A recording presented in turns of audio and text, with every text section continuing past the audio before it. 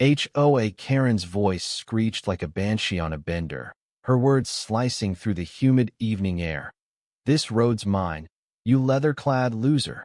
The Ducati, my pride and joy, lay crumpled like a discarded soda can, its cherry-red frame scarred from her SUV's reckless charge. I stood there, helmet in hand, heart pounding, staring at the wreckage of my bike and the audacity of this woman who thought she owned the asphalt. HOA Karen, all 300 pounds of her, loomed over the scene like a vengeful deity of suburban entitlement. Her sister, Min, equally imposing and sporting a matching scowl, egged her on from the passenger seat of their monstrous black SUV, its front bumper kissing my bike's mangled rear wheel. The sisters were infamous in our small town of Crestwood, a duo known for terrorizing neighbors with petty complaints and HOA violations. But this was a new low, even for them. It was a quiet Tuesday evening, the kind where the sun dips low and paints the sky in shades of bruised purple. I was cruising down Maple Street, the Ducati purring beneath me, when HOA's SUV roared out of a side street like a charging bull. No signal, no hesitation, just pure, unbridled arrogance. I swerved, but not fast enough. The crunch of metal on metal was deafening, and my bike skidded, throwing sparks before collapsing in a heap. I was lucky to jump clear, landing hard on the pavement, my leather jacket tearing at the elbow. "Get out of my way," HOA bellowed, stepping out of her vehicle, her floral muumuu flapping like a war flag. Her face, flushed with indignation, was a mask of entitlement. "You bikers think you're so cool, weaving around like you own the place. This is my neighborhood." Min leaned out the window, cackling. "Yeah, take your toy motorcycle and cry somewhere else."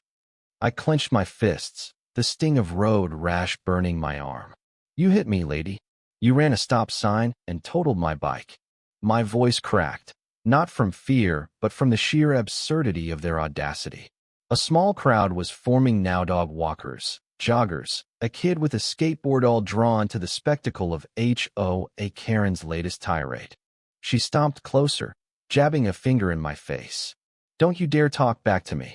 I'm on the HOA board. I make the rules around here." Her breath smelled of stale coffee and self-righteousness. Min chimed in. "We're calling the cops on you for reckless driving." The irony was so thick I could have choked on it. I pulled out my phone, hands shaking, and started recording. "Go ahead, call them. Let's see what they say about your little hit and run." The sisters froze for a split second, their eyes narrowing like predators sizing up prey. Then HOA snatched her own phone, dialing 911 with theatrical flair. "Officer, there's a dangerous biker harassing us," she wailed, her voice dripping with fake tears. The crowd murmured, a mix of disbelief and amusement. A woman with a poodle whispered to her friend, "Same old Karen nonsense."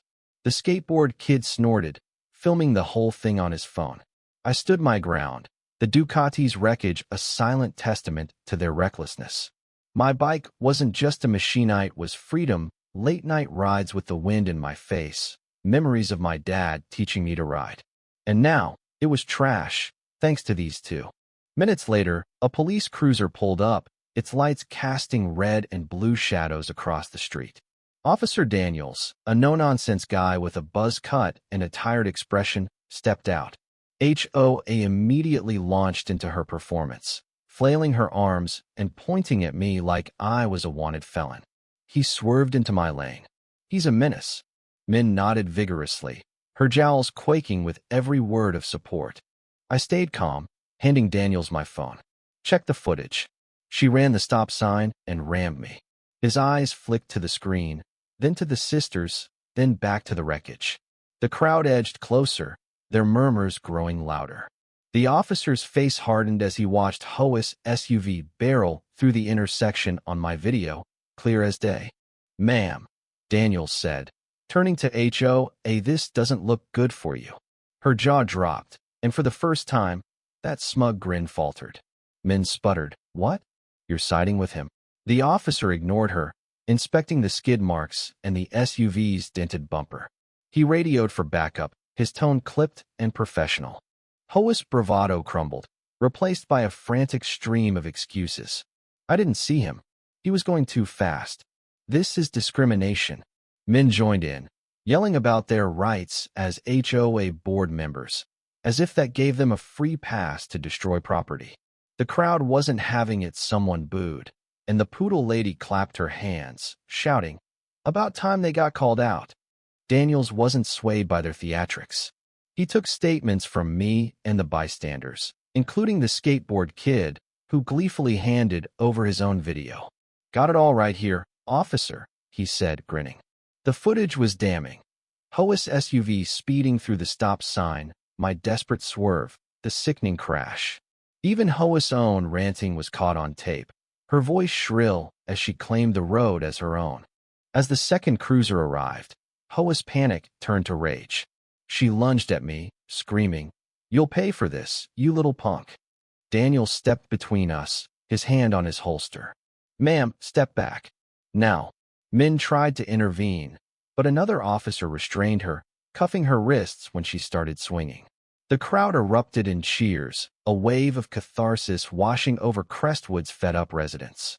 HOA's face was a storm of fury and humiliation as Daniels read her rights. "You're under arrest for reckless driving, property damage, and assault." The cuffs clicked around her wrists, her muumuu bunching awkwardly as she struggled. Min, now sobbing, was led to the second cruiser, still shouting about her HOA status. The crowd's cheers grew louder, a chorus of justice long overdue. I watched, numb, as the sisters were loaded into the cruisers. My Ducati was towed away, a mangled relic of HOA's entitlement. But as the police drove off, something shifted in the air. The poodle lady patted my shoulder. "You did good, kid. They've been bullying this town for years." The skateboard kid gave me a fist bump, his video already going viral on X, captioned, "Karen's sisters busted." The next few weeks were a blur. The sisters faced a laundry list of charges: reckless driving, property damage, assault, even resisting arrest. The HOA board, embarrassed by the publicity, stripped them of their positions. Neighbors came forward with stories of their own. HOA fining people for ugly mailboxes, men threatening kids for skateboarding. The sisters' reign of terror was over, and Crestwood breathed a collective sigh of relief. I got a new bike, paid for by their insurance after a swift court ruling. It wasn't the same, but it was a start. Riding through town, I felt the wind again, the freedom returning. The sisters, meanwhile, were drowning in legal fees and community scorn. HOA's smug grin was gone, replaced by the bitter reality of consequences.